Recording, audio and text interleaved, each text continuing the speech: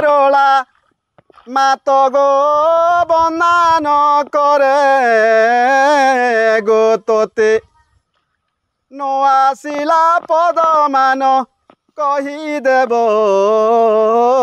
মতে গো বয়লারে आज हेउछे हरियाली परब। हरियाली हेउछे चाष और चाषीर परब। इ परब मुख्यतः पश्चिम ओडिशार केते जगह और छत्तीसगढ़ ने पालन करा जायथिसी।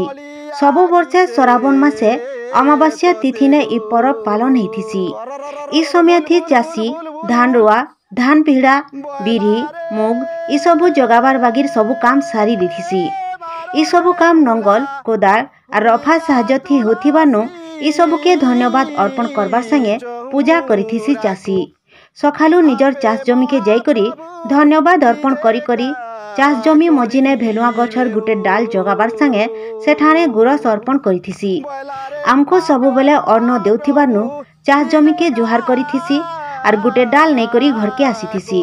तार परे चाष ने व्यवहृत हेउथिबा नंगल कोदाल रफा इ सबु के धुई धुई करी आनी करी सजाई करी रखिथिसी और तार उपरे चाउल चिता पकई करी धूप दीप देई करी पूजा करिथिसी। चाषी मानकर विश्वास रही जे इ परब पालन कले घर सबु बेले धन धान्य थी पूरण हेथिसी और केभे अभाव नहीं हुए। बरगढ़ जिला झारबन ब्लॉक जामपाली गानु तनुजा पात्रंक रिपोर्ट गणदृष्टि।